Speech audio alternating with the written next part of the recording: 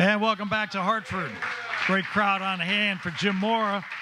It's only August, but we're playing football in 10 days. I can't wait. I'm jacked up. I got to tell you, this team is new every year now. We were just talking about it during the break. It's not like you build teams anymore. So is that exciting to you and to some degree, or is that trepidation? You're like, I don't know what we got. No, it's exciting, and you build them, but you build them really fast. You don't develop them necessarily, right? It's different than it used to be, and it is exciting. You know, it's almost like you got some new toys, and you've got guys that. The thing about the portal is a positive. I mean, there's negatives, but it's a positive. Is that a team like us, we're able to go get guys that have played at a high level, that are physically mature, that have been in pressure environments, that we've been able to evaluate on tape, and we know what they can do, what they're capable of. They're not freshmen. You know, they understand what a college environment's like. They understand how to manage their time, how to get ready for a game emotionally, physically, mentally, and I've seen enough out of the guys that we brought in to be, pretty optimistic about this group. Look, that we got to go play and win games, right? Yeah. We've got to go perform, but their level of commitment has been outstanding. Their work ethic has been outstanding. So I'm excited about that. Yeah, you got to start with that for sure. Quick thing on the schedule. We're going to have questions in a second. You're 7 at home. You got FAU and Buffalo and Temple, Wake Forest, Rice, Georgia State got 5 away. Maryland, Duke, we talked about. Syracuse, UAB, UMass. 2 bye weeks, which is kind of different. And 2 night games, Georgia State and FAU. What about those night games? That's kind of exciting. Yeah, you're telling me things I don't know. I know that, which is great. I know that we play. I know our first 3 games. Okay, and good. Really, I didn't even know who we played fourth until you just said it. I didn't know we had 2 byes, and I didn't know we had 2 night games. For the ambiance and the environment, I love a night game. Yeah, me too. For the recovery, I don't necessarily like it because it cuts down the player recovery on the backside.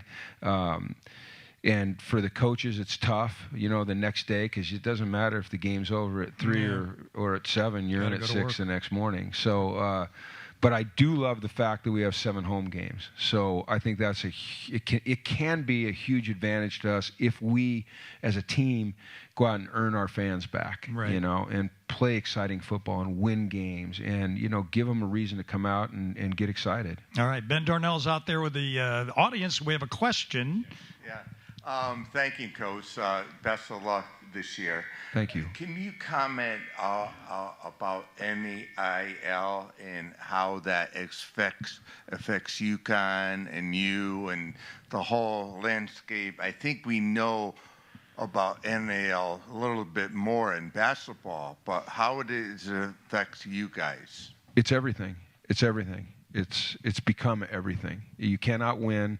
You cannot get players unless you can pay them, and that is just the brutal facts. And it could change. There's new legislation where there's going to be revenue sharing with athletes, but there's still going to be the need for athletics departments to go out and raise money that they can revenue share with the players. But without the NIL, without being able to pay players, you cannot compete anymore, and it happened really quick. I think that these players now understand their value. They understand that they're a brand.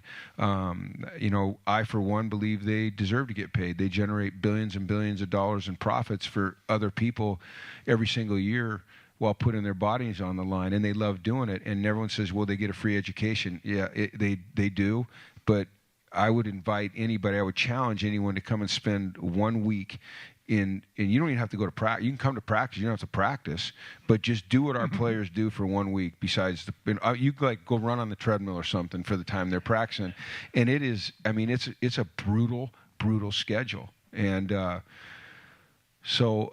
yeah, it's God, the NIL. It's a moving target, number one, and it's a beast, number 2, and it's mandatory that you have money to pay these guys.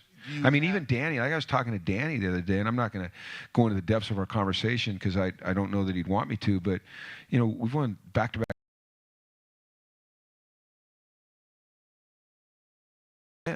So imagine, you're a team that's won back-to-back national championships, and now you're a football team that hasn't had a lot of success lately. And you got to pay these guys. It seems like almost a full-time job for someone. Do you have a coordinator that just does that? We have collectives. We have 2 collectives, and Mike. We have a lot of people that have done a ton of work and been very, very helpful. A lot of them. I'll just point out one, and that's Mike Burton, because I work closest with him, and he's kind of assumed control over the football end of the Bleeding Blue for Good collective, and that's a not-for-profit collective. So he's out, getting donations, and people are giving their hard-earned money, to see these 18-year-old, 19, 20, 21. They're getting older now, because of COVID, but these guys, go play us, have a chance to compete for them. And then there's the D'Amelio Collective, which is for profit, and Mark's been great as well. But it's become a full-time deal, and you're going to see athletic departments now have to put people in place that solely do that. It's becoming mandatory, and like I said, it's just changed so fast, and you can't fight it. You have to embrace it, whether you like it or not, whether you believe in it or not. If you want to win, and you want to have the best, it takes players to win. The players win. They're who win. You got to have players. You got to pay them. All right, time for a couple questions. What do we have over here? Got a question from Kelvin. How you doing, Coach? Well, thanks. How are you? Good. So my question is kind of loaded, but it kind of relates to what you just said. As a head coach, I'm sure you're always measuring in X's and O's, inches and yards. But for this season, with 10 days to go, this being your 3rd year, what does the word legacy mean for you? Well, legacies take a long time to build, and I don't know. I don't know that I have a question. I used to think about what would I want my legacy to be, but I haven't really stayed anywhere long enough to build a legacy. So we'll see where it goes. He's living in the moment, and we love it. I'm trying. Coach, thank you. We appreciate it. That's Jim Mora. Best of luck. Maryland at College Park, Merrimack at home. Thanks to Jim Mora. I'm Mike Crispino, and thanks for all of you for coming out live here in Hartford on Fox Sports.